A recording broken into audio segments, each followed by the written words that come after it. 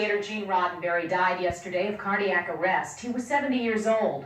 Roddenberry used his vivid imagination to create a galaxy of characters who live on in the television shows and movies he's brought us. The actors who played those roles remember Roddenberry as a man of vision and unflagging determination.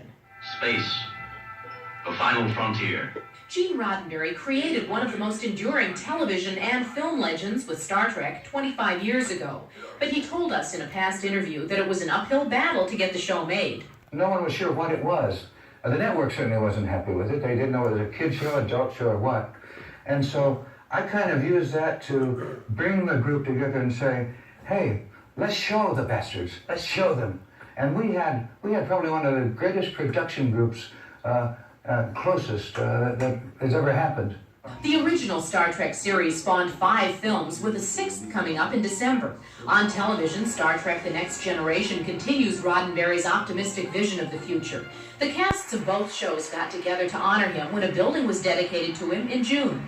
Gene Roddenberry shepherded years of entertainment that was called Star Trek, and he's become a legend. Today, the mood on the set of Star Trek The Next Generation was somber. The cast of that show and of the original show shared their memories of Roddenberry with us. I had a sense of a hole that had opened up inside my life that cannot be fully replaced. He's given us so much and he's left so much with us, and yet you can't help but feel the void. I think Gene left the treasures of his imagination. He had a very powerful sense of personal integrity. He went to battle with the network in the late 60s to have Nichelle Nichols as Lieutenant Uhura on the bridge, and to have this black woman present working with these white men. I was really upset. They were like my American family. I loved him a lot. Will Wheaton, who played Wesley Crusher on The Next Generation for 3.5 seasons, says his role was based on Roddenberry himself. Wheaton spoke to us after suffering an injury at the hockey rink. I always thought it was really cool that I sort of was kind of how Gene was vicariously reliving his childhood, I guess.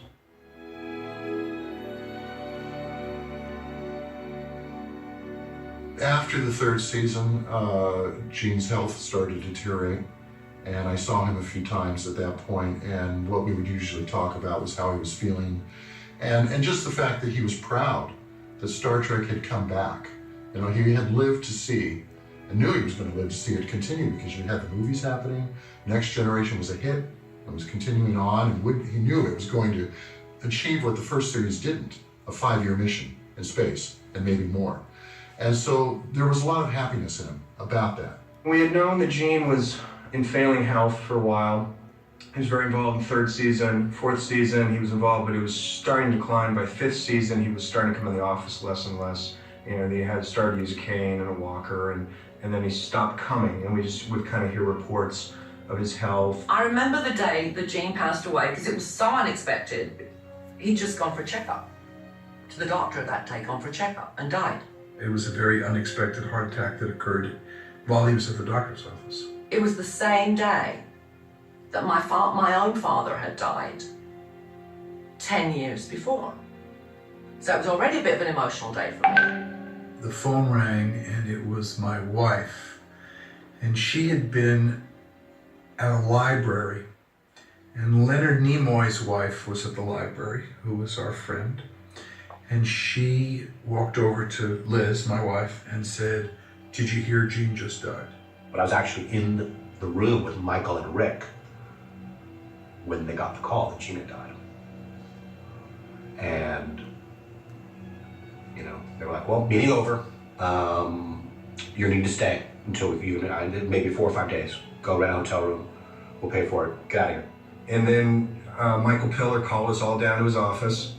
And as a group, which was unusual, like literally all the writers and the support staff of the Hart Building all came into Michael's office, and he told us that Gene had died, and it was just this stunned kind of silence. And then the news slowly started to filter around, and I went down to the set.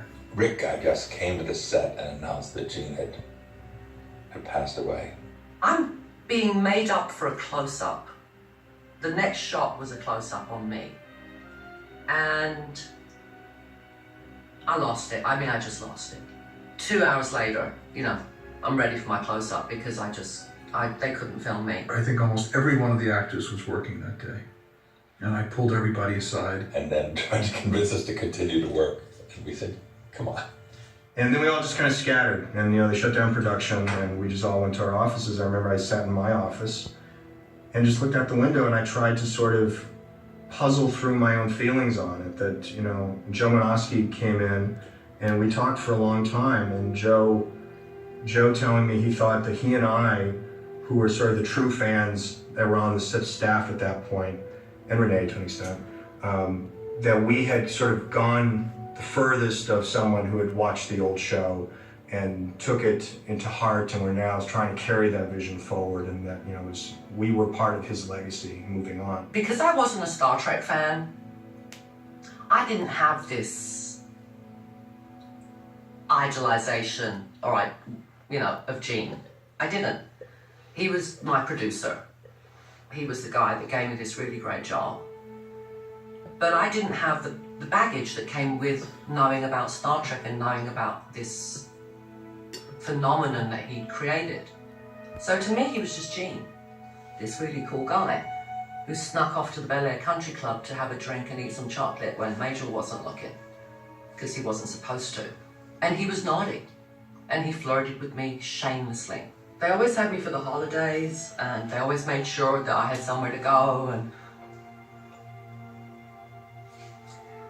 so it was hard. It was hard because, my own family were thousands and thousands of miles away, and then when Majel went, that was really hard too, because I remember when my own mom passed about 8 years ago, and then I remember seeing Majel soon after and saying to her, "You have to take care of yourself because you're the only mom I have left now." Everybody was kind of devastated because it was not, Gene was not well, but he was, no one was expecting that he was close to death in any way. We took the day off in mourning. They shut down the production company, of course, but then there was still work to be done for the following day. And I remember Denise had come over, and we were together and we went over to stage 16, which is where Patrick Stewart was shooting the episode Hero Worship. So Denise and I went over to stage 16 because I had some work to be done there. And one of the things I did for the show was I had these very thin graphic marking tape that I'd put in to add detail to sets. And there was a set that needed some additional work, and I was supposed to have done it earlier in the day, just didn't get done. So I went over to stage to do it, and it's kind of this mindless thing, and you're just working away. And it was oddly comforting to be able to do something very mundane in support of Gene's universe on the day that he had died. I think Ron actually called me to tell me. Incredibly sad. I mean, you're talking about a guy who created something that meant so much to me even when I was a kid. I remember his funeral, going to the memorial service at Forest Lawn and sitting in the audience, and Whoopi Goldberg was the master of ceremonies and was talking about Gene. His funeral was very moving, especially the bagpipes, because he really loved bagpipes and he really loved his heritage. And I remember being very moved. Ray Bradbury got up and talked about Gene and their life together, and we went outside, and then there was this flyover formation of experimental aircraft that did the missing man formation. It was really something. It was extraordinary, and the reception and all that. It was just, we hadn't seen him in a while. It was like he was gone to us for a while, and then he just kind of died, and it was quiet. He died quietly, and it wasn't a thunderbolt. It was like you had been waiting for the news for a while, and then it finally just happened. In terms of his death affecting the show, it didn't, only because he had been ill and really had stepped aside and was not involved with the show for well over a year, maybe closer to 2 years at that point. But my family and I were very close to Gene and his family, and it was quite a devastating experience for us all. All of the stuff around his passing, it felt like a real changing of the guard. You know, that was really an end of an era for the show, and you know, it obviously opened up new possibilities. But it did have that punctuation. Rick is one of the best educated, most well-traveled human beings I've ever met. His taste in art is impeccable. His taste in wine is encyclopedic. Rick's a highbrow cat, right? And so he found himself the inheritor from his point of view, from his foundational upbringing. Star Trek was this little kitschy, corny science fiction show on TV. This is not the future Rick Berman envisioned for himself, but it's the one he inherited, and he created it, in essence. We, I think, collectively understood that our lives had been changed. And if you really boiled it down to the root, our lives had been changed by Gene Roddenberry. Gene changed the lives of all the people on Star Trek, from Bill straight on through Scott Bakula. Being a part of the Star Trek family, I mean, I'm sitting here with you because of the cultural phenomenon and the iconoclastic quality of this show, and the continuing interest that people have in the show is mind-blowing. That all came from Gene. I've always felt that, you know, your obligation to the audience is to give them the best show you can. That you just, you know, you owe them your A game every week. You owe them your best piece of writing, your best piece of acting, the best show you can possibly deliver with an honest heart. And that's what you owe your fans and your audience. And that beyond that, you don't have an obligation to then fulfill their particular expectations of what it is that they're consuming.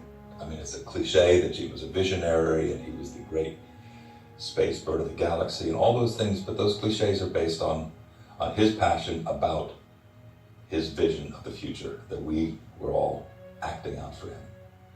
And because the franchise was successful and we were lucky enough to be part of it, it changed our lives, and that's what, you know, when we're all dead, that's what it'll say.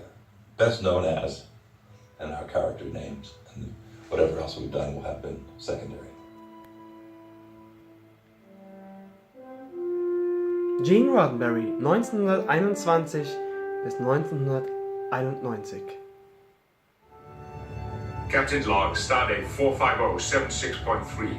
We have arrived at Lyra Station Alpha with survivors from Solarian 4.